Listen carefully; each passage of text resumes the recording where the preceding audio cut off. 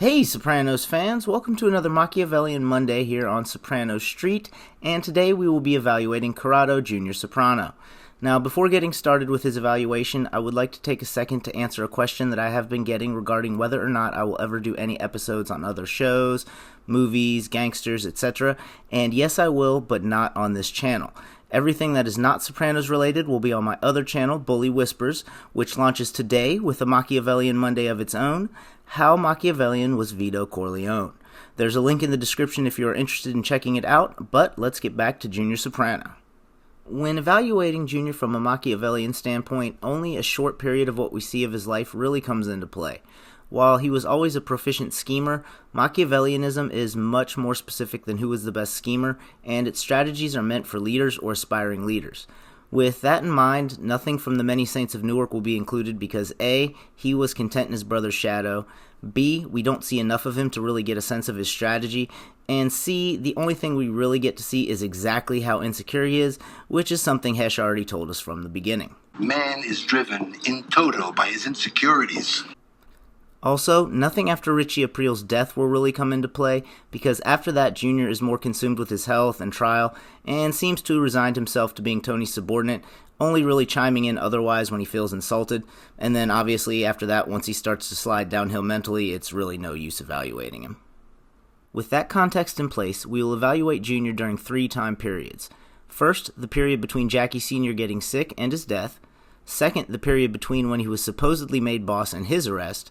And lastly, the period between his house arrest and the death of Richie April, which may have actually been his best opportunity. Our introduction to Junior, other than a brief glimpse in a restaurant while Tony is strolling down memory lane, is when Tony is telling him not to kill Pussy Malenga in Vesuvio. Hey, you kill him someplace else. You may run North Jersey, but you don't run your Uncle Junior. How many fucking hours did I spend playing catch with you? Now, I only bring this up because Machiavellian strategy dictates that you be aware of how what you say appears, and Junior is keenly aware of how things will be perceived as shown when giving Tony advice. A good kid, but you never should have put Gigi in there. Strong, good earner, well respected.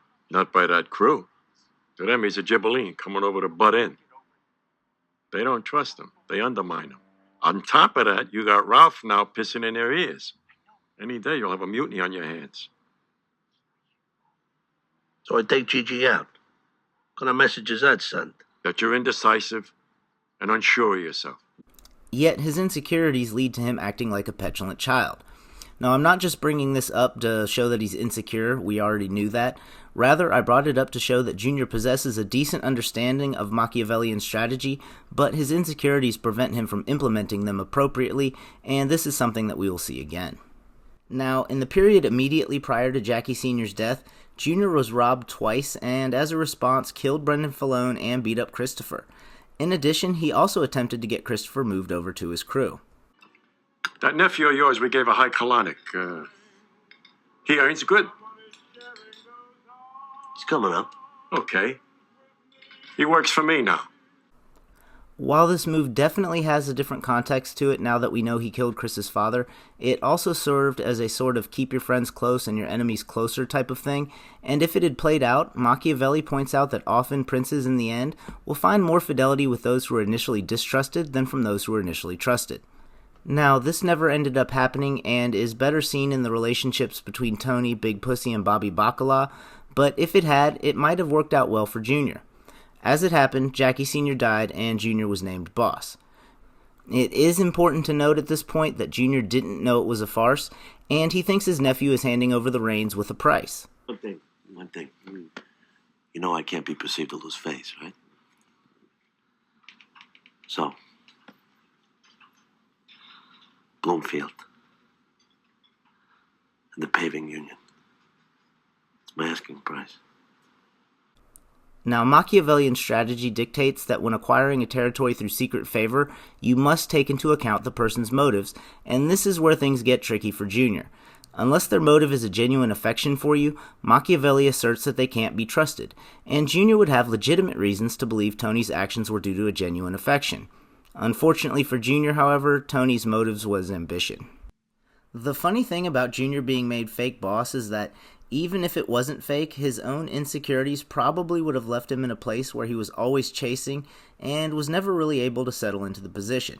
Either way, we do get a brief window into what his actions would be as a secure boss until he finds out about all of his capos and their mothers in Green Grove, and during this window, two incidents stick out. First, the breaking up of Jimmy Altieri's non-playing card game shows us that not only is he greedy, but he's also coming out of the gates with both guns blazing. And the party's over. Junior Soprano is the new boss, and he ain't respecting old arrangements. While Machiavelli states that this is a good strategy when taking a resistant territory, in this instance he says that Junior need only to not rock the boat and deal with potential problems quickly. To his credit, Junior did try to deal with potential problems quickly, but by that time the extent to which he had rocked the boat may have severely limited his ability to do so. The second incident was the sit-down regarding the tax on Hesh. His desire to be viewed as reasonable or clement. I'm not out to hurt anyone. God forbid I get in the way of someone earning. As well as his desire to share other people's wealth. Junior took the $250 you gave him and whacked it up amongst the top 5 guys. Fall right in line with Machiavellian strategy. However, the way he goes about it does not. First and foremost, he went back on his word. Machiavellian strategy dictates that you demonstrate in your private dealings that your word is irrevocable. While his desire to seem reasonable would be Machiavellian, he wouldn't get credit for it. He was prodded into doing it, and according to Machiavelli, liberality that does not bring you reputation for it is harmful. Now Junior just looks wishy-washy. A more Machiavellian way to have handled it would have been to have stand firm at the sit-down, and then individually go to people and give them a share, like Tony did with Hesh. Even if he had done that, however, by that point his reputation had been established. I mean, when Jackie was acting boss, no one minded because it all evened out at the end of the day. But your uncle, Maron, does he eat alone? He doesn't even pass the salt. And according to Machiavelli, the worst thing is to be viewed as a violator of your people's property. Now, there's more to that sentiment that more closely applies to Tony, and we will get into that in Tony's upcoming episode, but in Junior's case, that's the part that applies, and that's how he is viewed. Tensions then escalate quickly between Junior finding out about Dr. Melfi and Tony giving him a hard time about giving head, which provided one of my favorite lines in the series. Cunnilingus and psychiatry brought us to this. And reach a boiling point when Junior finds out about his capo's moms.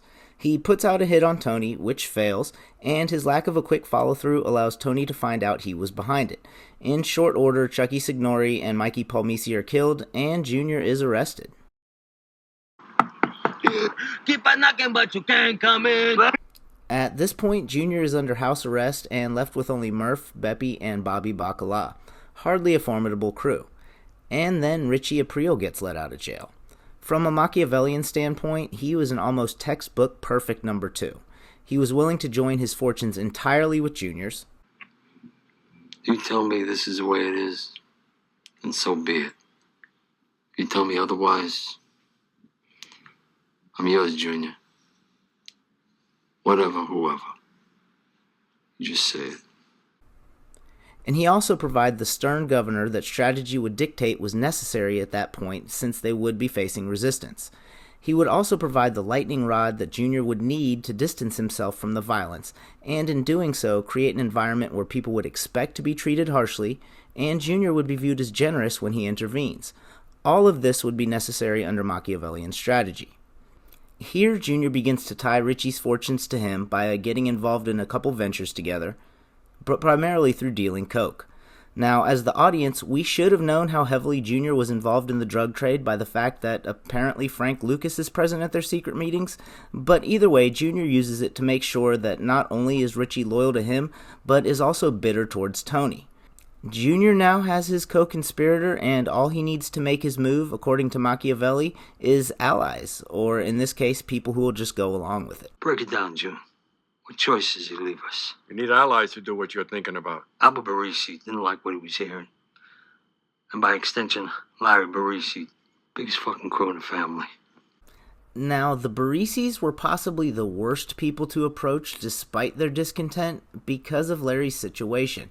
Their support or rejection of this move will have nothing to do with how they feel about Tony. They just need to keep a steady boat so their money keeps coming in, and Albert says as much. Richie, what's Larry gonna do? The fucking guys that gets to the government. Yeah, while some people are stuffing themselves. Some people are out there stuffing themselves. Only Larry's got a trial coming up. He's in no position to go into the unknown, not known. How about you, Albert? You weigh in anytime. I'm with him. But that's not how it's interpreted. This brings us to the meeting in which Junior chooses between Tony and Richie, and it is also the point where we really see Junior's use of Machiavellian strategy being undermined by his insecurity. Machiavelli states that a wise man should always imitate great men, so at least if they don't have the same ability, they will resemble it. And Junior seems to be trying to do just that with Joe Profaci. Old man Profaci knew how to split his enemies. But his insecurities lead him to believe that all is lost after that setback, despite what he told Richie. He didn't take into account that the Barisis were the least likely to go along. He didn't reach out to anyone else through anyone else. He didn't even try to bide more time until a better situation arose. By choosing Tony and then telling him about Richie, he knew that he was signing Richie's death notice and closing that particular window of opportunity. Unfortunately for Junior, another real window never opens and his life goes downhill from there. Well, that does it for this Machiavellian Monday here on Soprano Street. As always, please like, comment, and subscribe, and I'll see you at the next score.